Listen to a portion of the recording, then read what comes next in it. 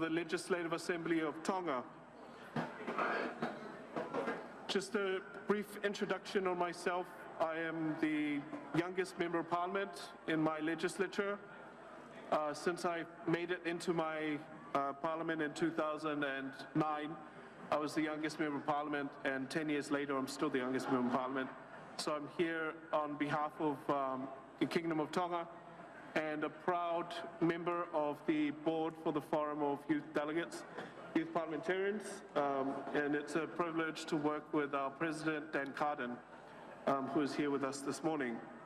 I would like to thank the Honourable President of the Vietnam National Assembly, the IPU President, the President of our IPU, the President of our Forum of Youth Parliamentarians, the Secretary General of the IPU, Martin Chung, and the President of the Young Parliamentarians Group of the Vietnam National Assembly for their opening remarks this morning.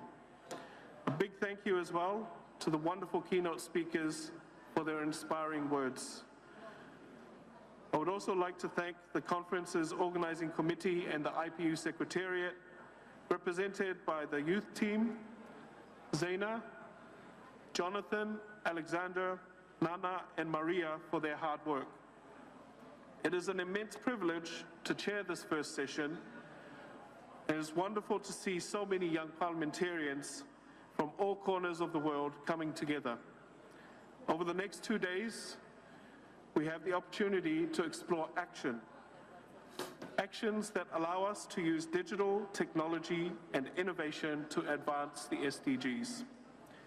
Colleagues, since the adoption of the Hanoi Declaration, right here 8 years ago, there have been significant advances in how parliaments are contributing to their share to implement the SDGs. However, tough challenges remain. For now, our first session is on how we can harness digital transformation to accelerate progress towards achieving the SDGs. I am now pleased to introduce you to our panelists. They will inform our discussions on this topic. I'm pleased to have with us a distinguished panel of colleagues and experts. To my right, Mr. Dan Carden, who is no stranger to all of you.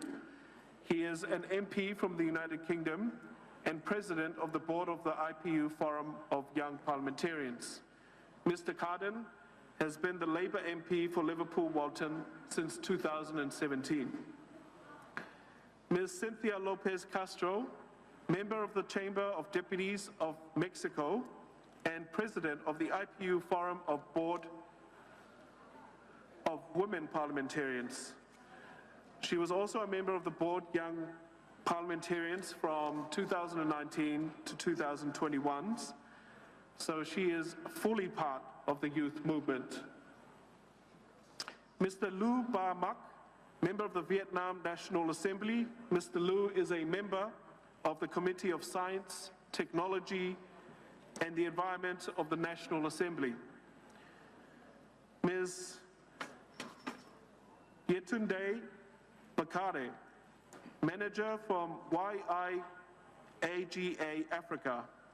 Ms. Bakare is a development practitioner with years of experience working with civil society in Africa, and YIAGA is a leading organization working on youth empowerment for Africa.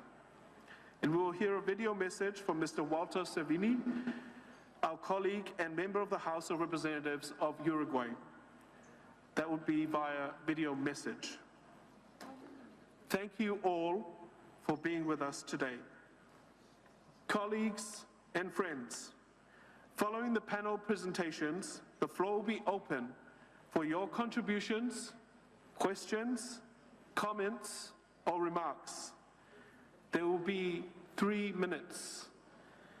For now, I'm pleased to invite our first panelist, Mr. Carden. The floor is yours. Thank you, Nua. It's a pleasure to be speaking to you all again, but I will be brief because you've heard from me already, and I know we have an excellent panel, and I'm looking forward to hearing your contributions from the floor, but just to set the scene.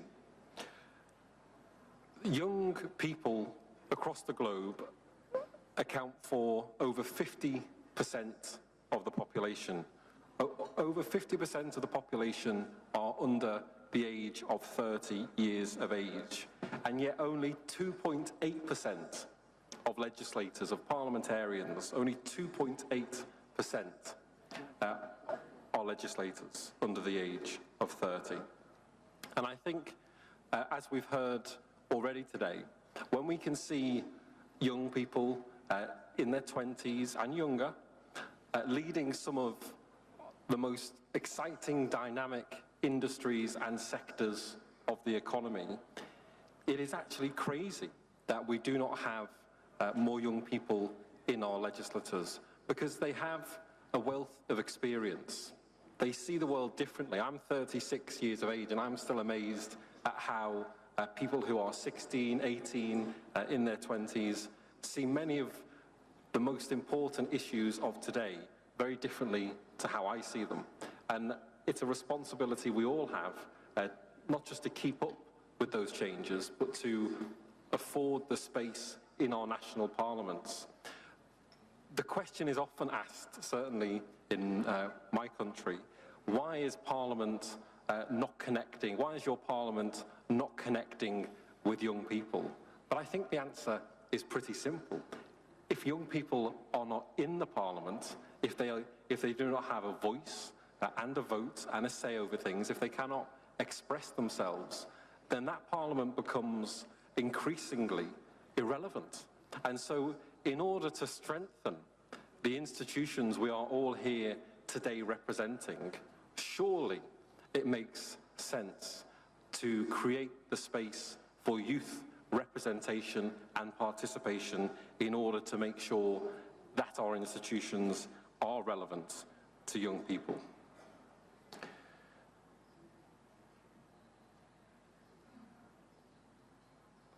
I am not an expert in digital technology, but I see many of the challenges that we have faced in the UK, globally, from technology. And I think about the spread of fake news, I think about political and social division. And I hope what comes out of this week is a real understanding of how we can actually use technology to better communicate, to better organise in our societies, and to give people and legislators more agency over key decision-making and developments. Because surely that's what technology should allow us to do. It should be giving us the best chance in fields of health, in the field of tackling climate change, and many other world challenges. And so really, it's been great to see that some of the technological advances have been on display at this conference here, and I hope you've all taken the opportunity to see the exposition outside as well. Lord Whakafanua, I'm going to conclude my remarks there, and I'm looking forward to hearing from the other panelists, and I'm grateful to have another opportunity to welcome everybody here today. Thank you, Dan. I appreciate your taking 1 minute less than you have allocated to you. Thank you very much. Now let me invite Ms. Cynthia Lopez Castro, President of the Forum of Women Parliamentarians, to take the floor. You have 5 minutes. Thank you so much, dear Noah from Togo, for sharing this great panel. First of all, I want to congratulate my dear friend and colleague Dan Carden, because it's his first forum as the president of Young MP. So dear Dan, you are doing great. Also, I would like to thank Secretary General Martin Chungong to be always supporting young MPs all around the world. Thank you so much, Secretary General, and for being here listening to this panel. And also, I would like to say hello to Jetundi. We are looking forward to listening to you, dear Jetundi, and congratulate Mr. Lubamak from Vietnam for all the work that you have been doing for young MPs, and of course the Secretariat Seina for all your work in IPU during the year. So, well, I would like to talk about the digital transformation and the big challenge mainly for women. First of all, I want to share, we don't have the universal access to internet all around the world. So we need to guarantee this accessibility as a universal right, I think, in every country that we represent. And I would like to have my participation to talk about a law that we recently approved in Mexico. It calls Ley Olimpia. And I want to tell you, mainly, because I want you, women MPs, to raise your hand, who of you have suffered some harassment or digital violence in your social media? I would like you to raise your hand. I think all of us, we have suffered some kind of violence, harassment in digital. So in Mexico, we promote Olimpia law that it's without my consent is not your content. So this Olimpia law is originated for dissemination of a video of not authorized sexual content of a woman in a state of Mexico. So it was a video and someone forward through all the town, and it was digital violence, but it was not typified in the Constitution that it was a crime. So what we did in Mexico now, and I feel very proud, is we put in the Constitution that digital violence is a crime. And now, if the content is not with the consent of a woman, it is a crime. So we have been working so much in typify this type of crime. And let me tell you about this initiative. It's to criminalize the conduct as a violation of privacy. So this action has been replicated in different states, and I want to congratulate the Congress of Argentina, because they recently approved the same law in July 2022. So this Olimpia law is truly exceptional because it's against digital violence, main for women. So I would like to share with you the main briefs of this law so you can have it, and if you want to promote it in your country, feel free that we can talk about this. So this law was born out of civil society, championed by a young woman who endured a profound hardship and found within it the resolve to forge a legacy of dignity and protection for incoming generations of women. So this Olimpia law is a testament to the power of individual determination and the potential for grassroots movements to effect meaningful change.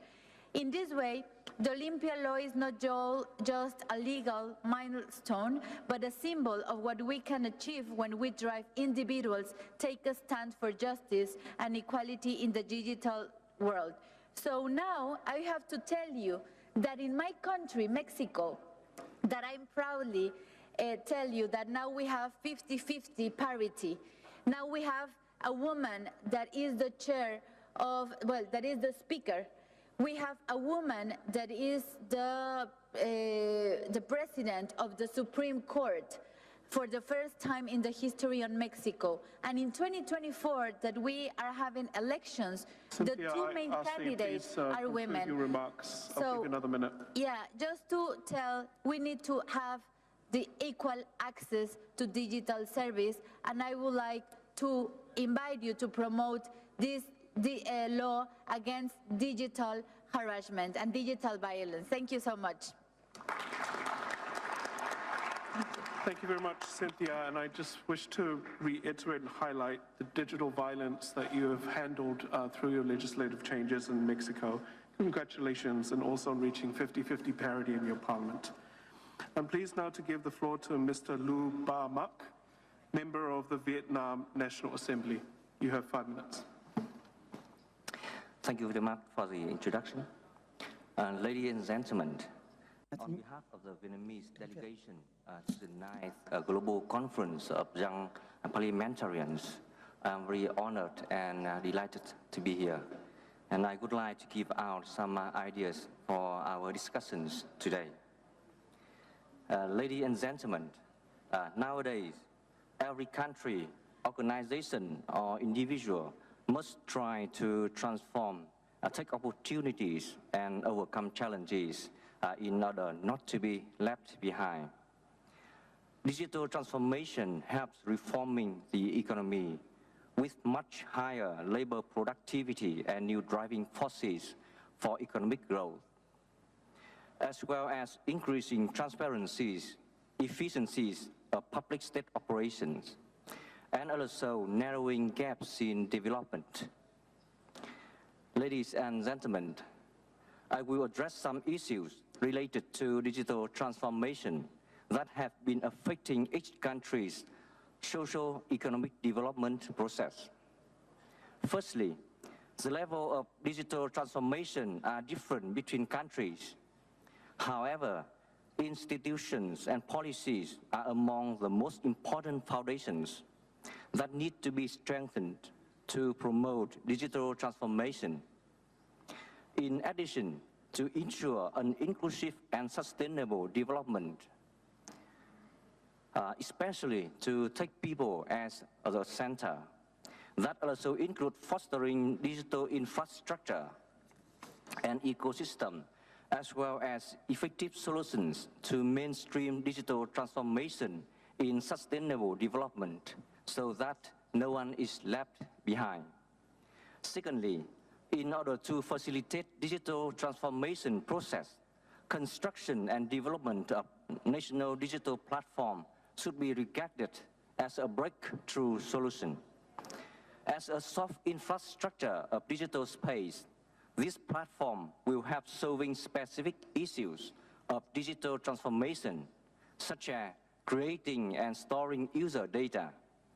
The more users, the more values will be created by the platform with lower costs. Thirdly, in order to smoothen digital transformation process, it is necessary to raise people's digital awareness and skills, especially those living in remote areas.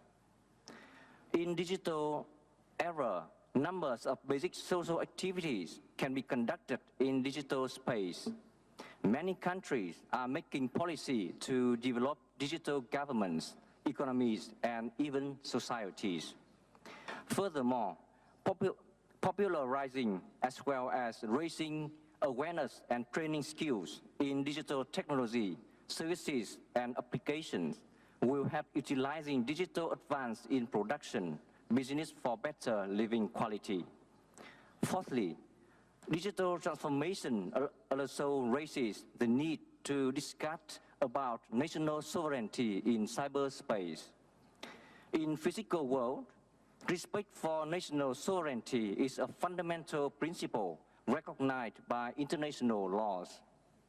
However, national sovereignty in cyberspace is a new and complex issue due to borderless nature of cyberspace. Therefore, besides synchronous solutions that need to be implemented to protect national digital sovereignty, regional and global cooperation also play crucial roles in assuring a safe, healthy, and sustainable development. Sustainable cyberspace. Fifthly, digital transformation in parliamentary activities is an inseparable part of overall transformation. Therefore, accelerating application of information technology in parliamentary activities must be regarded as a regular task in order to support and improve Parliament's operation. Moreover, construction of digital platforms and provision of digital supporting tools will ensure a comprehensive support not only to parliamentary agenda, but also to parliamentarians' awareness of benefits and impacts of new technologies on life, economies, politics, and society. Ladies and gentlemen, it can be said that digital transformation is more of an institutional revolution than a technological revolution. Also, science, technology, and innovation are such fast tracks with vast number of breakthroughs that place broad and multifaceted impacts at a global scale. On the occasion of this Young Parliamentarian Conference, we look forward to having your fruitful discussions and sharing of your country's valuable experiences and lessons on above 5 points in order to contribute to effective digital transformation and innovation, as well as to realize sustainable development goals. Ladies and gentlemen, I wish you good health, happiness, and especially enjoy your time in Vietnam. I wish the conference great success. Thank you very much.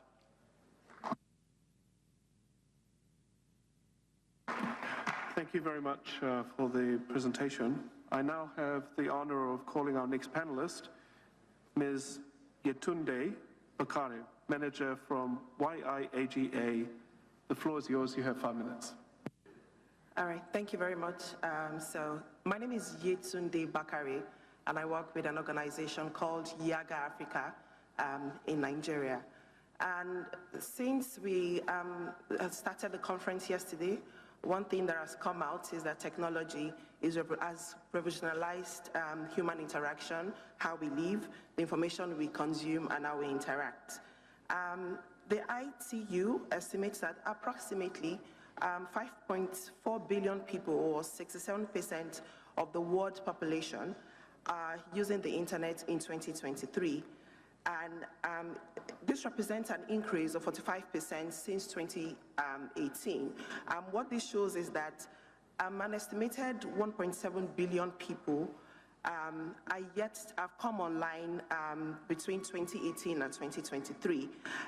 But what is more interesting is that many households who reside in rural areas or remote areas with limited broadband infrastructure, and this digital disparity are also apparent amongst racial, gender, and socioeconomic class. One thing that also stood out for me in the earlier speeches was the one by the ITU chair, who highlighted that at 75%, young people between the age of 15 to 25 years old are the highest internet user. And the question to parliamentarians who were seated here is, what are the mechanisms that are put in place to ensure that there is engagement with this cohort? These are the Gen Zs who have very low attention span, who need information at the tip of their fingers. So what kind of strategies are in place to use digital tools to engage this cohort? Now, what are some strategies that young MPs can adopt? We had conversations yesterday at the seminar on the digital gap. A lot of people have not been brought into the brackets. How do we as MPs ensure that we are closing this digital gap? And the first is investment in digital education, because the parliamentary's oversight function can use its resolution to compel the executive to invest heavily in digital education for young people, and not just young people, but adults as well. We have adults who are not yet, within the digital bracket. As this is very vital to bridge and to bridging the divide and promoting digital inclusion. And the next point for me is collaboration and partnership. There's a need to promote government agencies, public and private partnership, as well as civil society organizations partnership, as this would contribute to developing solutions to address challenges with limitations to digital inclusion. And the reason why I said civil society organizations as well as public-private partnership is because civil society organizations, are able to engage from the bottom to the top, and then from the top to the bottom. So this provides an opportunity for lawmakers to engage strategically with civil society organizations and support policies that advance digital inclusion. And the next is civic education. With the adoption of digital tools, it can contribute to improving citizens' understanding of the roles and responsibilities of their legislator. Because one thing that we have observed, especially within the African continent, is the expectations that is put upon members of the parliament, where they expect members of the parliament to conduct activities that is not in line with their roles and responsibilities. But with civic education, this can better, begin to change that narrative and help citizens understand, the roles and responsibilities of their lawmakers, as well as educate them to improve their political participation, not just as voters, but as members of the parliament to contest for elective offices in their states, as well as post-election engagement to better improve transparency and accountability. One thing that's also stood out for me is adaptability to the local context. Because we're seated here from different parts of the world, but some of the recommendations that would come forth might not be suitable to your local context.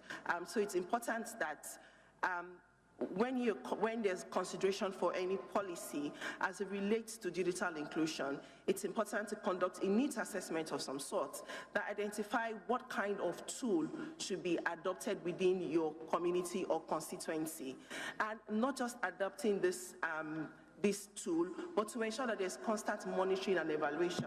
How are people using... Sorry, Ms. Yetunde, I'll give you 1 minute to sum up. Okay. How are people using these tools? What better way can you also advance that? And as parliamentarians, one thing that must remain constant is self-development. We are all seated here and would have the assumption that we know all the digital tools, we know the right tool to use, but it's important that as individuals, we continue to learn, continue to understand and respond to these emerging changes. Martins, when he spoke about the need to review the legislative practice and procedures that encourage digital inclusion. For example, how are citizens able to engage and make inputs into the legal framework, into laws, into legislation? In Nigeria, for example, when a bill is at the second stage, at the second reading, that is at the point where citizens are able to make input into the legislation. But what we want to see is the use of technological tools that allows the harvesting of citizens' feedback and input into legislation. Some countries have done that and it has worked. Finland, Brazil, and I'm hoping that some members of the parliament are here and can share how that has effectively worked so that it can be beneficial to everyone. Thank you for listening. I really appreciate you keeping our time, and I hate to do this and cut off your time, but we must move on. Finally, I have the pleasure of calling last presentation for this morning, but by any means not the least. I'm pleased to share a video from Mr. Walter Savini, young MP from Uruguay, whose parliament is hosting the summit of the Committees of the Future in a couple of weeks' time. Can we play the video, colleagues? Hola a todos. Es un gusto para mí estar acompañando en esta novena conferencia mundial de jóvenes parlamentarios, en donde se va a hablar de un tema muy importante que es la transformación digital y la innovación. Creemos que es muy importante estar al tanto con respecto a los diversos cambios que se vienen dando a nivel global. Crear nuevos marcos conceptuales ante estos nuevos fenómenos de cambio es muy importante, y también así es importante insertar en los parlamentos de todo el mundo la gobernanza anticipatoria que nos in the parliaments all over the world, we need to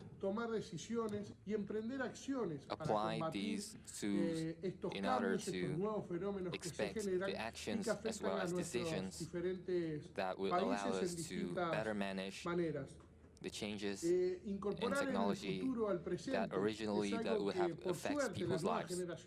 And when I say that, we need to include the future into our current actions. We have to say that this means we need to find a way that make the young people be more active, and we have to do this in a very creative way. We have to expand our vision and to look at the bigger picture, because the speed of AI development is very rapid, is unstoppable, is changing every day. And the AI has to be applied in our parliament's actions in one way or another. This may bring lots of benefits as it makes our parliament's actions more efficient, as well as allows us to do more things at the same time. And obviously there are many issues such as worries about privacy or other problems. But we have to notice these problems and not to blame on these problems so that we do not take action. In the upcoming time, from the 25th to the 27th, we will host a summit en donde los parlamentarios de todo el mundo reconocieron la importancia de incorporar el futuro a los parlamentos, incorporar el futuro en la toma de decisiones. We are all unanimous that we have to include the future problems into our current actions of the parliament. Para reconocer los nuevos problemas. Regarding Creemos que este consenso que se logra a través del diálogo entre parlamentarios de todo el mundo y principalmente entre parlamentarios jóvenes de todo el mundo es sumamente importante y relevante para poder identificar dentro de cada país cuáles son las problemáticas e intercambiar entre nosotros para tenerlas identificadas. We have to examine the main problems, the common problems that we are facing and other countries are facing, so that we can work together closely. The upcoming conference would happen in our country is extremely important, as it allows us to identify aspects in the future that we have to calculate and solve right from today. Es generar contribuciones a la cumbre de las Naciones Unidas del futuro del año 2024. We hope that from the conference, based on the advice of the UN from 2024, this should be a very important conference from the 25th to the 27th of this September in Uruguay. The content would be very fascinating, and we would have to discuss on how to identify the problems of tomorrow, the problems in the future, to include them in our current actions today in order to ensure the happiness and the development of the future. So we are anticipating you, we're looking forward to your participation in the conference in Uruguay. Thank you very much. A big thank you to Mr. Walter for his contribution, and to the wonderful panelists who you've heard today, sharing their experiences of the important work that they each do. Colleagues, I am pleased now to open the floor for your contributions, questions, or remarks. I'll ask you to please respect the 3-minute time allocation. We have just over half an hour till lunch, and I don't want to be between you and your next meal. So that means we have about 10 interventions left. I see a few countries that have indicated. We'll begin from the front here to my left. China, please, 3 minutes. Thank you, Mr. Speaker. Young members of Parliament from around the world, my name is Liu Kai, a deputy to the National People's Congress of China. It's my pleasure to join all of you for the discussion on digital transformation and sustainable development.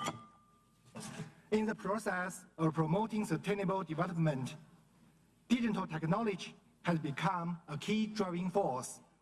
China has made the development of digital economy a national strategy, proposing the building of a digital China. With this goal in mind, China has tried to eliminate the regional and urban-rural digital divide and build the world's largest 5G network with over 60% of global 5G users now in China.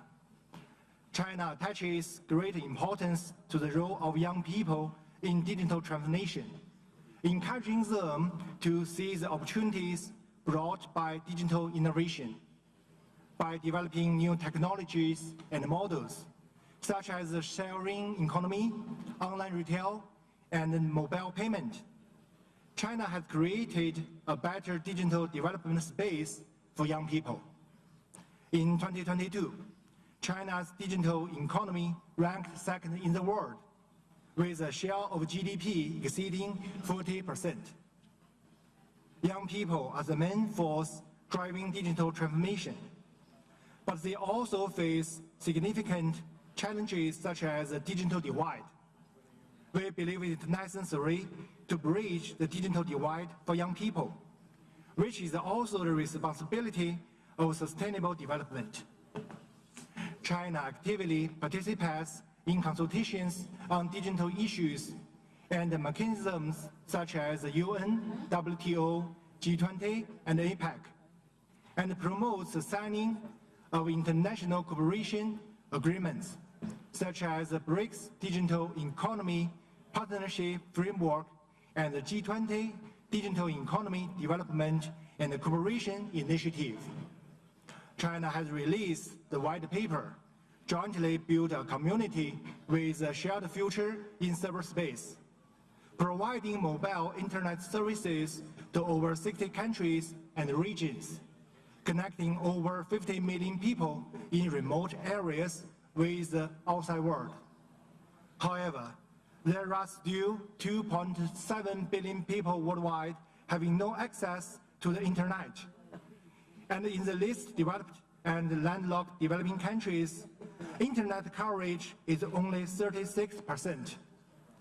Solving the issue of digital divide urgently requires enhanced international cooperation. China is willing to continue strengthening digital dialogues and cooperation with relevant countries and work together to build a more fair, just, open, inclusive, secure, stable, and vibrant cyberspace. The choices made by young people determine the direction of social progress. I hope today's meeting can deepen exchanges, promote consensus, and generate joint efforts. Let us, the young generation, use digital technology together to accelerate the achievement of the United Nations 2030 Agenda for Sustainable Development. Thank you. Thank you very much. I will now give the floor to Serbia. 3 minutes, please. Thank you. Mr. Chairman, dear colleagues, the National Assembly of the Republic of Serbia attached great importance to this topic. In the last convocation, the Subcommittee for Information Society and Digitization with the Committee for Education, Science, Technological Development and Information Society was very active. In 2021 and 2022, a series of public hearings on the topic of digitization was held.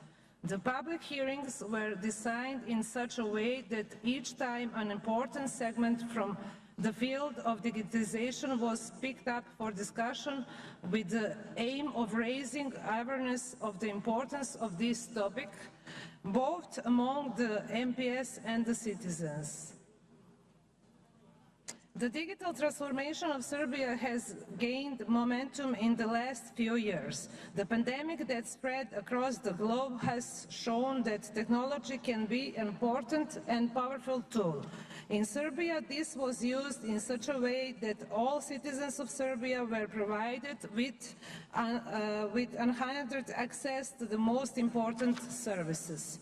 Open data is an integral part of the digital transformation of the state, which has its place in the expected areas, such as the development of intelligence, as well as in everyday life, starting with the services that the state provides to citizens.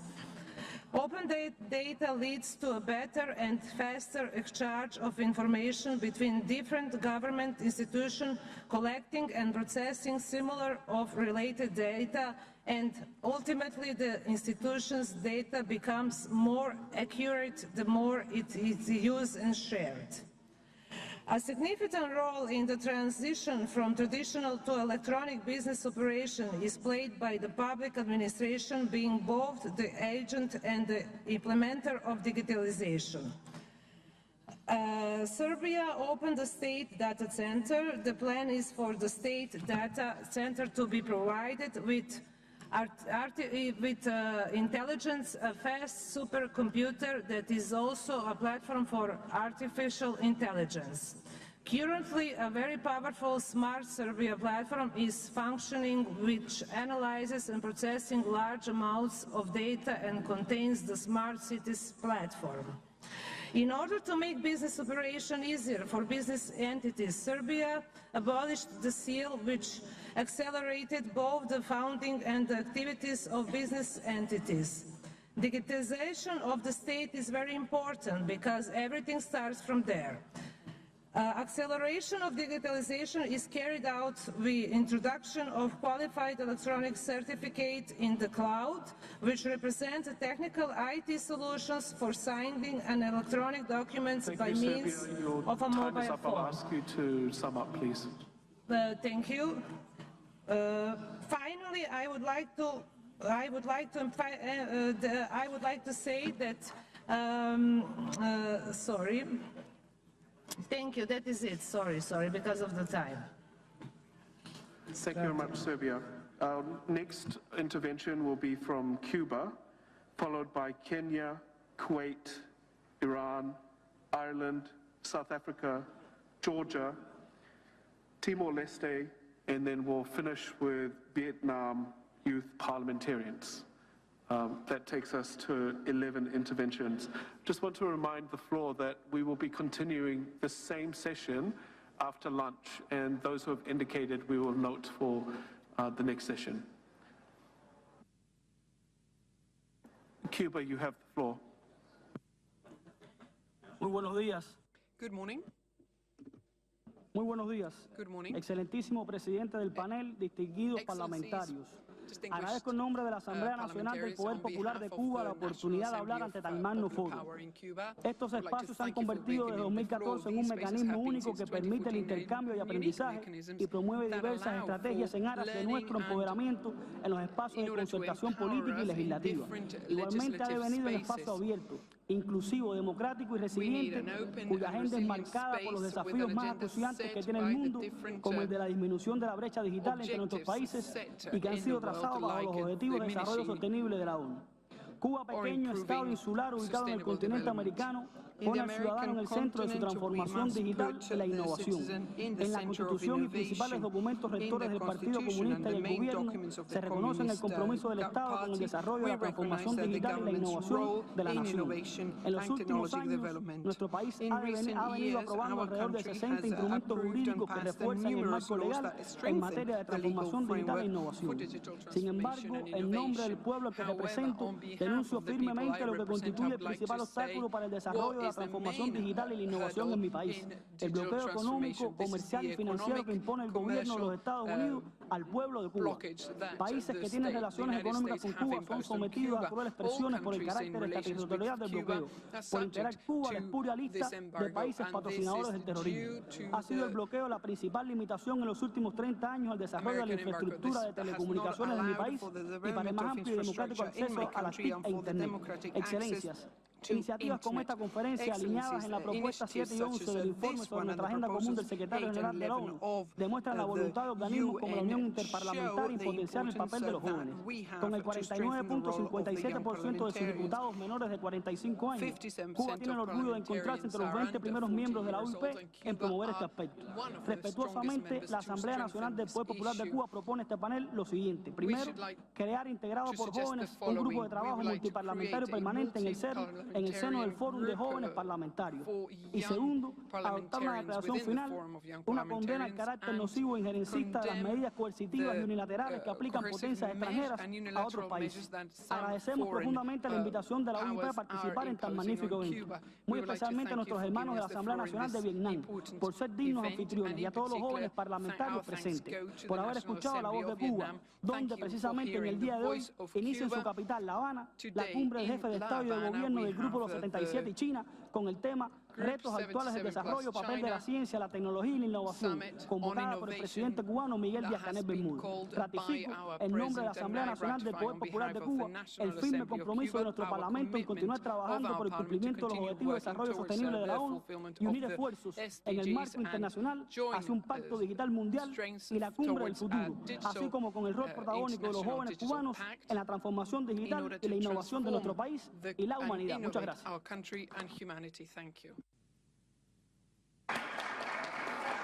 Thank you, Cuba. And now we will call on Kenya. You have the floor. Thank you very much. My name is Senator Crystal Asige, and I just wanted to tag a piece that was put forward by the Member of Parliament from Mexico regarding cyber violence. And I wish to report happily that in Kenya we have many provisions around this problem, because we face, of course, a lot of cyberbullying and harassment, and I wanted to share this with the House. First of all, we have computer misuse and cybercrime of Act of 2018. Digital offenses are criminalized, including child pornography, Section 24, that is. It's an offense to produce, publish, distribute, download, or otherwise possess child pornography content. Punishable with a fine of up to 20 million Kenya shillings, 25-year jail term, or both. We also have cyber harassment, Section 27. This section acknowledges digital harassment and defines it as, number one, digital content or behavior that is likely to cause those persons apprehension or fear of violence to them or damage or loss to someone. Two, digital content or behavior likely to detrimentally affect a person, and digital content that is of an indecent or grossly offensive nature or affects a person. We also have, it makes provision to have digital harassment to apply for a restraining order. This application may be done outside of court hours, meaning it will be prioritized and treated with urgency. Contravening the restraining order is also an offense punishable by a further 1 million Kenya shillings or 6 months jail term, or both. And lastly, we have revenge porn, digitally distributing obscene images of somebody. This is an offense in Section 37, punishable by a fine of up to 200,000 Kenya shillings, imprisonment of up to 2 years, or both. We take it very seriously regarding cyberbullying, and I want to share that with the House and hope that other parliamentarians take Kenya as an example with this regard. I thank you.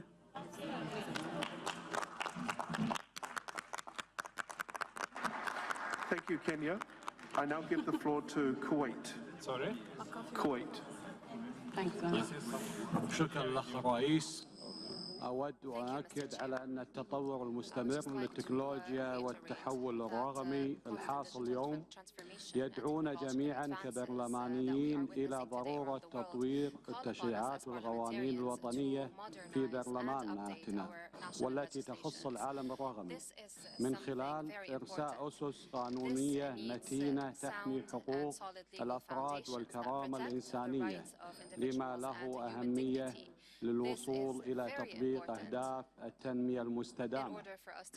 وفي الختام أعزي المجتمع الدولي بضحايا الكوارث الطبيعية في جمهورية فيتنام الصديقة ومملكة إسبانيا الصديقة ودولة ليبيا الشقيقة والمملكة المغربية الشقيقة. شكرا لك رئيس. Thank you very much, Kuwait, for your short intervention. I now give the floor to Iran. Bismillah ar-Rahman ar-Rahim. In the name of Allah, the Compassionate, the Merciful, Mr. Chairman, ladies and gentlemen, I'm honored to attend this conference on behalf of the Parliament of the Islamic Republic of Iran. I would like to express my gratitude toward the Parliament of Vietnam as the host of the conference for their warm hospitality. The 9th Global Conference of Young Parliamentarians deals with the realization of sustainable development goals through digital transformation.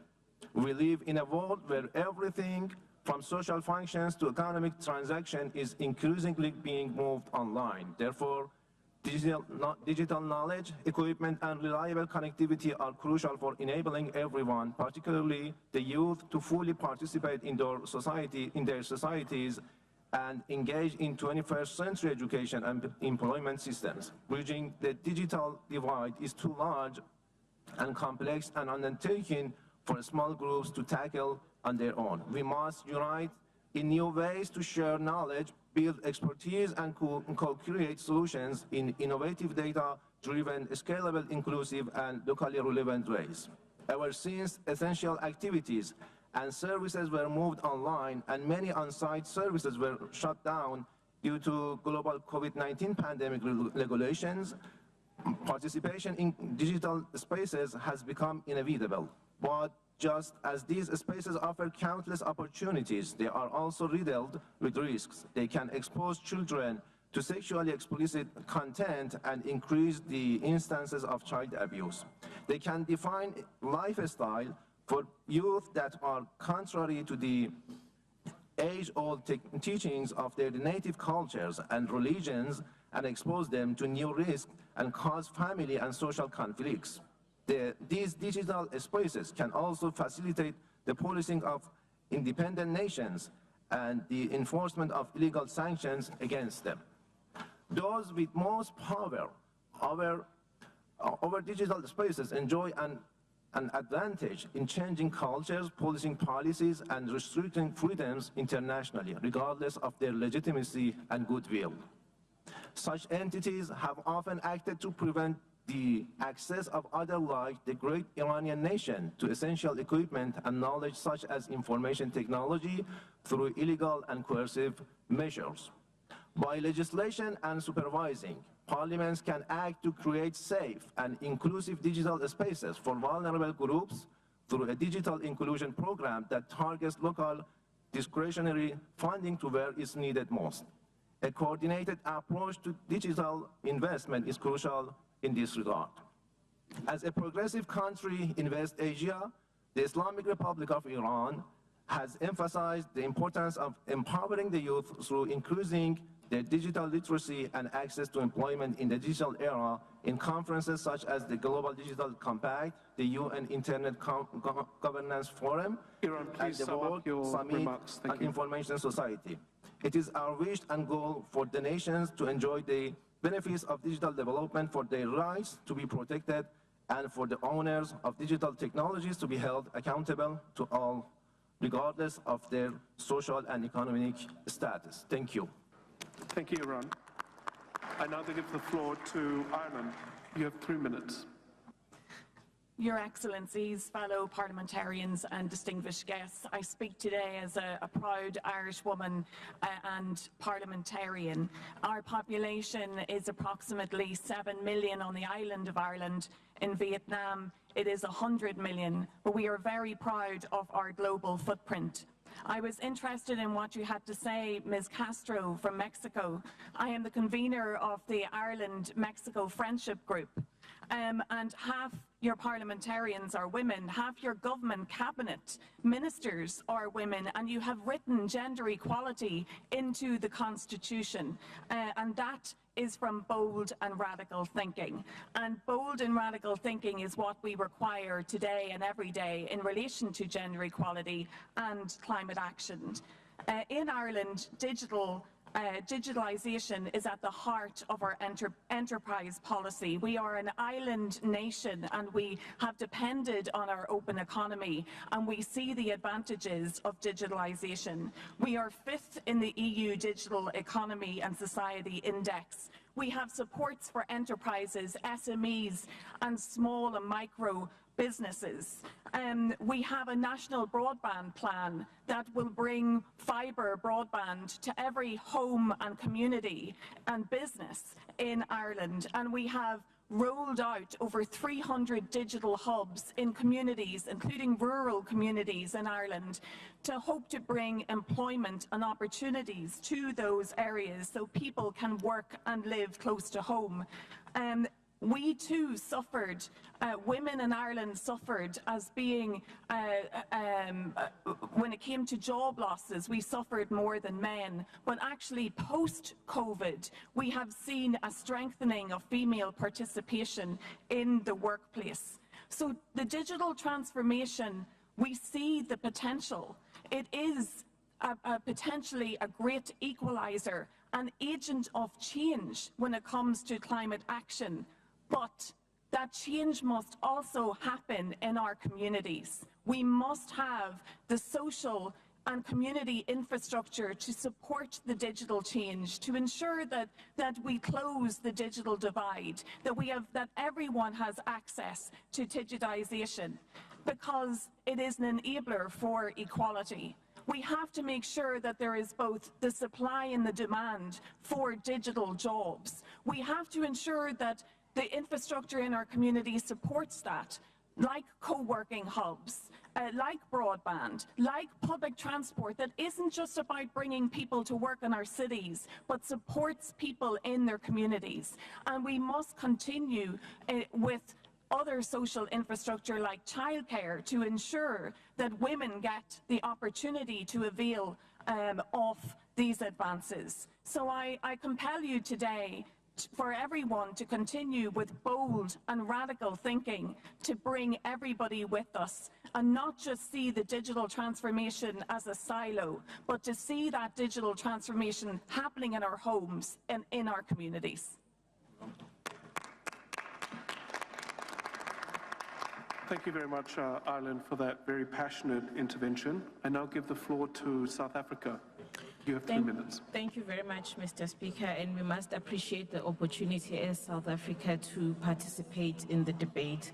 We fully agree that parliamentarians' role is pivotal in creating an enabling environment that fosters digital transformation and ensures that its benefit reaches all citizens. By focusing on infrastructure, innovation, skills development, data privacy, government transformation, and international collaboration, parliamentarians can drive policies that position their respective countries as leaders in the digital area. In terms of South Africa, the Constitution of South Africa requires that Parliament, through its committees, oversees the executives to ensure the government is open, responsive, and accountable. The Portfolio Committee on Communication and Digital Technologies is specifically mandated to oversee the Department of Communications and Digital Technologies that is responsible for enabling the digital sector to grow whilst guaranteeing that everyone has access to reliable, affordable, and high-speed connectivity. The South African President in 2019 State of the Nation address, His Excellency Mr. Cyril Ramaphosa, has appointed a presidential commission on the fourth industrial revolution to ensure that we are effectively, with greater agency, harness technological change in pursuit of inclusive growth and social development. In 2020, the Presidential Commission on the Fourth Industrial Revolution recommended that investing in high-capacity related 4IR is quite important, as well as building infrastructure and owing significant 4IR infrastructure, creating platforms for citizens' participation, as well as establishing a creative big data analytics, blockchain, and cybersecurity. South Africa is widely recognized as having one of the most advanced digital ecosystems in the African continent. Key successes include over 300,000 kilometers of fiber, distributed across the country. South Africa has also attracted data center infrastructure investments from big tech companies like Google, Amazon, Microsoft, and Oracle. Several other factors play to South Africa's advantage, including physical security, geological and climate stability, workforce availability, and appropriate infrastructure and services. South Africa has also skilled and sophisticated engineering, IT, and financial sectors operating in a fairly mature and stable category environment. In 2020, government published the National Digital and Future Skills Strategy, which serves as a roadmap for Priority Digital Skills Action Plan. The Center for the Fourth Industrial Revolution South Africa is a multi-stakeholder hub that works with business partners to develop internal tools and governance frameworks for their innovation and influence regulatory policy, and with government and its entities to develop policy frameworks and governance protocols. I ask South Africa to please sum up your remarks. Thank you. Thank you, Mr. Speaker. In terms of Parliament, we have an IT strategy that incorporates the transition to an e-Parliament with a focus on digital optimization and digital transformation. Thank you very much for the opportunity, Mr. Speaker. Thank you, South Africa. I now give the floor to Georgia. Good day, dear change makers. I represent the Parliament of Georgia, young democracy on the crossroad connecting Europe to Asia, the country which still today is experiencing occupation and is punching above the weight to become fully fledged member of European Union to sustain the core values and principles of human rights and democracy. I'm gender-quoted female parliamentarian and proud mom of 2 toddlers, advocating for gender quotas as not permanent but temporary instrument to change the attitude towards women politicians and towards the stereotypes which still are the part of the content we create. Artificial intelligence today is not only disrupting the operational costs, but disrupting the people. And if we do not change the way we create the content related to women, the hate speech, unfairness, AI will be disrupting us. It's hard to align freedom of speech and hate speech, especially by regulations. But through joint efforts, I'm sure we will be achieving it. Thank you very much. Thank you very much, Georgia. I now give the floor to Timor-Leste.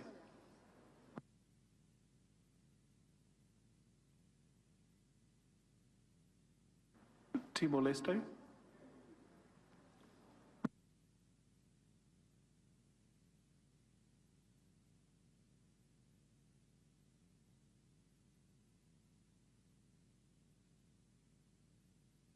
Okay, I'll call the next intervention from Portugal.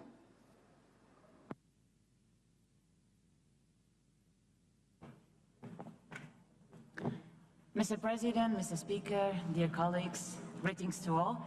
It is an honor to be here today to discuss the sustainable development as a young parliamentarian and the role that we all play in this. I would like to talk to you about the digital revolution in public services in Portugal. It is very important to ensure that everyone has access to these services, along with the need to promote digital literacy and expand connectivity as essential components to contribute to the achievements of some of the Sustainable Development Goals. We all agree that carrying out a digital revolution in public services ensures more efficiency, reduces bureaucracy, promotes transparency and accountability, and helps reducing inequalities. So it is important to make sure that no one is left behind. Digital inclusion and universal access are fundamental principles for a fair and equitable society. This means that as public services become more digital, it is necessary to ensure that everyone, regardless of their age, level of education, geographical location, or financial resources, has the ability to use these services. To achieve this goal, it is crucial to promote digital literacy throughout the population. Digital literacy is not only about knowing how to use a computer or an app, but also understanding issues of cybersecurity, online privacy, and how to access and understand information and identify the fake news. Furthermore, the expansion of connectivity networks is fundamental. Ensuring that all areas of the country have access to high-speed internet is decisive to enable citizens to use digital public services. The digital revolution in public services in Portugal is a significant step in order to achieve a more efficient and sustainable future, but this transformation has to be inclusive. We have to guarantee that all citizens have equal access to opportunities. Thank you, Portugal. I now give the floor to Peru.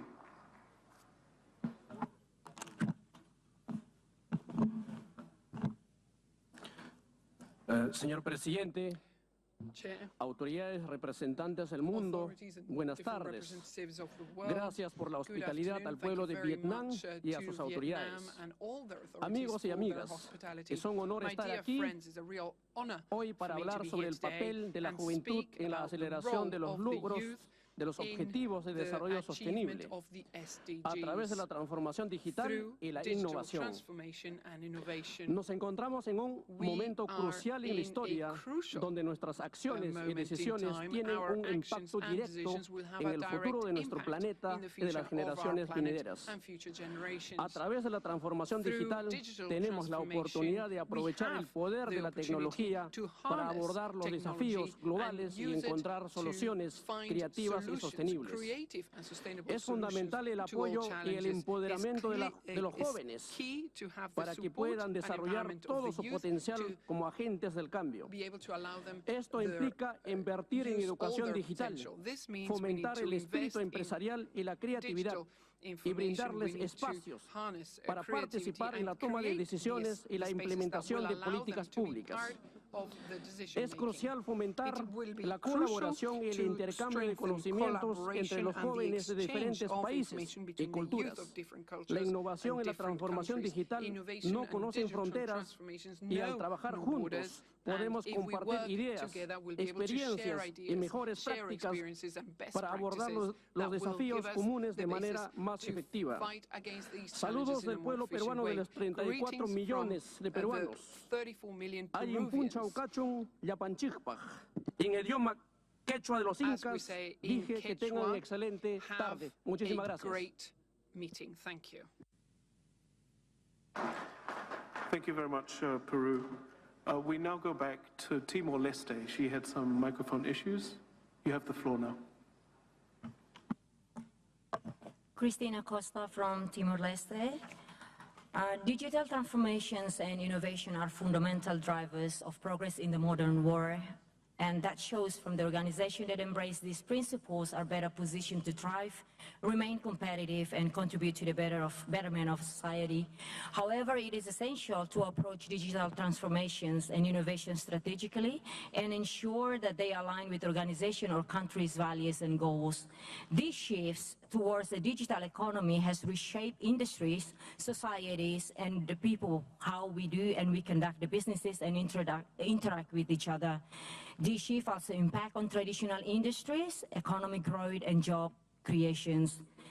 Now, in Timor-Leste, we are now traveling and so far facing the fourth industrial revolutions. However, we still, as a country, remain the most expensive and slowest internet services.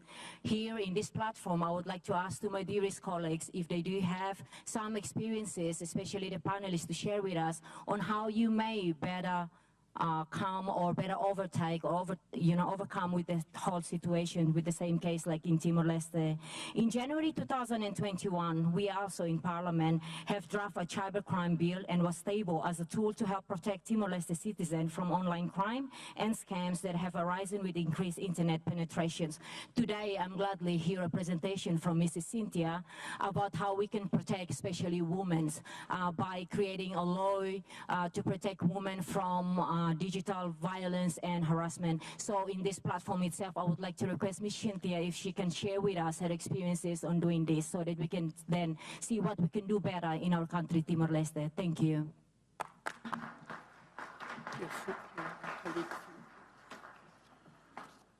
Thank you very much, Timor-Leste. I now give the floor to Morocco.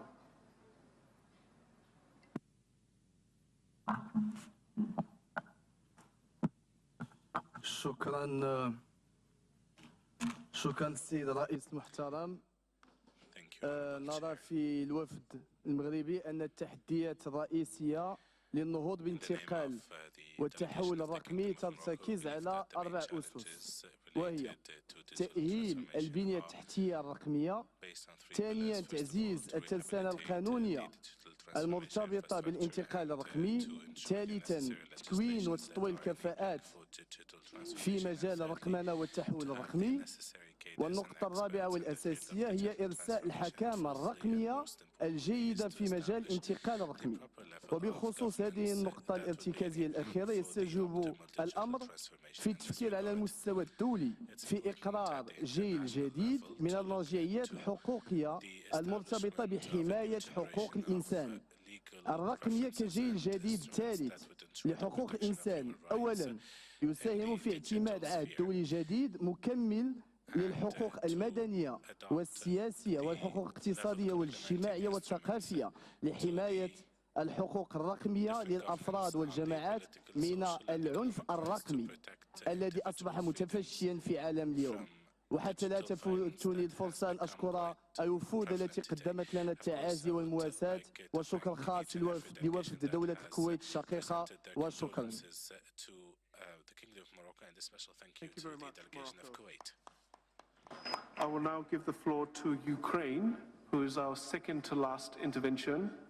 Then I will ask our last intervention before lunch, Vietnam Youth Parliamentarians, to conclude our remarks before we continue. So the floor is now yours, Ukraine. Thank you so much. Distinguished ladies and gentlemen, it's an honor for Ukraine to be here and speak to you, and a special thanks to our colleagues from Vietnam for hosting us and organizing this event. You know, the last time I had an honor and pleasure to attend the Young Parliamentarians Forum was in 2017 in Canada, and since then so many changes have happened in Ukraine. Since then, we were faced already with an unprovoked aggression from another IPU member, Russian Federation. More than 500 children were killed by Russian bombs and missiles since then. I was only 27 years old when I became a parliamentarian, and I never thought that I would be a parliamentarian in the worst time of war and war of aggression for our country. However, what also it did, it also boosted the digital transformation, because we had to learn how to survive and had to boost the digital transformation of our country.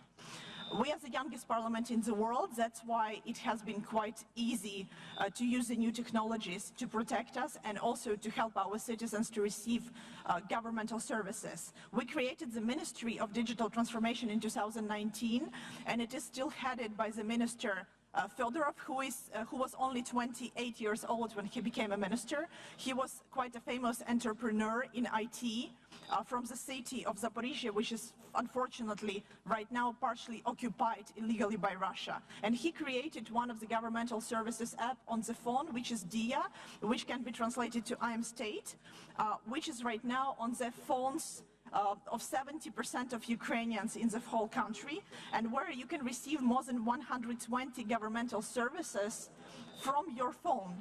Ukraine also became the first country to have on any smartphone a digital passport, so we don't need a paper passport anymore. If you lose it, if it is damaged during the war, if you cannot have it, you can use a passport on your phone. It's also a very, very useful application for more than 19 million of Ukrainians and for displaced Ukrainians who are right now, unfortunately, running from the war all over the world. It was Estonia who helped us to do this application, governmental one, and we are right now helping other countries to transform digitally. We are helping and installing the same application for Colombia, Kosovo, Zambia, other African countries, and I know that we would be happy to assist Asian countries and our friends from Vietnam should you need digitalizing your services on an iPhone, which is quite secure and easy to do according to the experience we had. You can receive a lot of services right now in Ukraine through the phone, receiving pensions, registering the damaged properties during the war, receiving and applying for grants for small and medium enterprises and businesses, having aid if your close one was lost or killed during this war, and it helped us enormously. I would like to wish us a fruitful conference. I'm very happy to be here, even though it was a long trip for Ukraine, as for a lot of you. And I have to say thank you very much, and hello from the youth of Ukraine, who wish for nothing more than peace, and who are very grateful for the IPU for all the resolutions to stop the illegal Russian aggression. I hope it will help us to achieve peace in the nearest future. Thank you. Thank you very much, Ukraine. I now call on our last intervention, Vietnam Youth Parliamentarians. Thank you, Mr. Chairman. Ladies and gentlemen, based on the background report of Section 1, the Vietnamese delegation would like to share some key achievements. Firstly, improving the legal framework. Vietnam has amended laws on electronic transactions, radio frequency, and telecommunication to facilitate digital transformation. Additionally, the National Digital Transformation Program and the strategies of developing e-government towards digital government in 2021 to 2025 with the vision to 2030 have also been issued. These legal documents play a key role in improving the national digital ecosystem. Secondly, developing and promoting the national digital platforms. Vietnam is actually developing and promoting national digital platforms across sectors like education, health, agriculture, transportation, and finance. The goal is to have 35 such platforms by 2025, ensuring efficient services and accessibility. Thirdly, improving digital awareness and skill. Since 2022, Vietnam has deployed task forces of community digital technology at national scale with mainly young people involved to go to every alley, support every family and individual to use digital platforms, focusing in 5 basic digital skills such as online public services, online shopping, online payment, self-protection in cyberspace, and other digital platforms based on local conditions.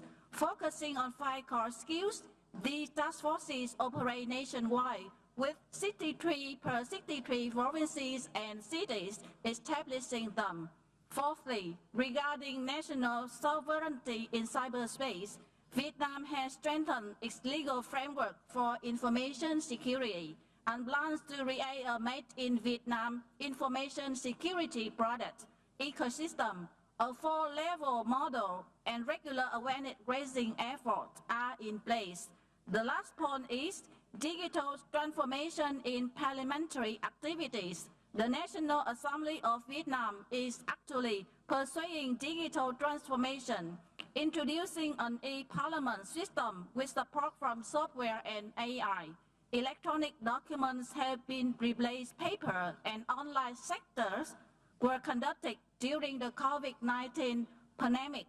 Ladies and gentlemen, Vietnam is committed to national digital transformation and seeks to learn from other nations' experiences in developing a digital economic rooted in science, technology, and innovations, as outlined in its 2021 to 2030 National Development Orientation. Thank you for listening. I wish you all happiness, health, and have a good lunch.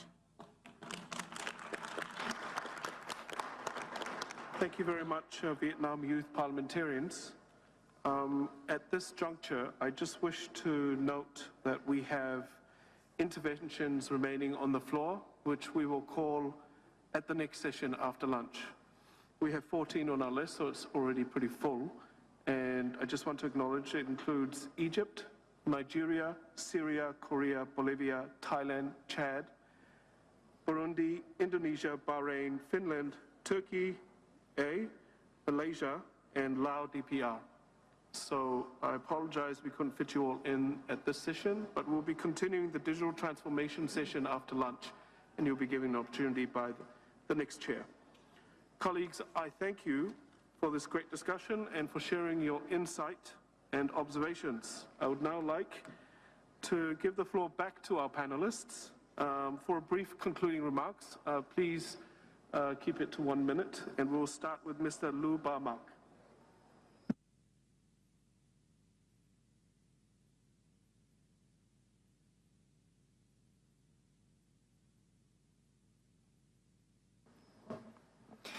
Thank you very much for your contribution to the discussion today. The discussion is very valuable to us for Vietnam and also for other countries as well. Thank you very much, and see you in this afternoon after lunch. Thank you. Nua, I'm going to be similarly brief. Thank you for the excellent contributions this morning, and have a wonderful lunch.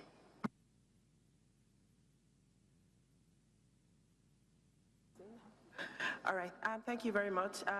So just say that as young parliamentarians, you're in a position to determine and design the framework for digital transformation and its deployment, not just for this generation, but for the next generation. And I want to close by saying that in putting together the framework and policy for digital transformation, it's important to ensure that women's safety is also mainstreamed. Women must be safe online and offline. Thank you very much for your time, and enjoy your lunch. Thank you. I wish to thank you all for your excellent presentations and your remarks. It was a great pleasure to chair this session.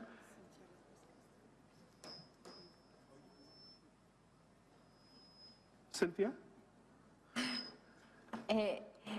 Thank you. Just thanks for Emir from Ireland and the MP from Timor-Leste for your words, and just invite everyone to make legislation to break the digital divide for women, with the commitment to be able to provide internet access to all the places, and don't forget to include women in the legislation to break out this digital difference. So thank you so much, and we will keep working very hard in IPU to get digital transformation in every country, and also for women and young and adolescent girls. Thank you.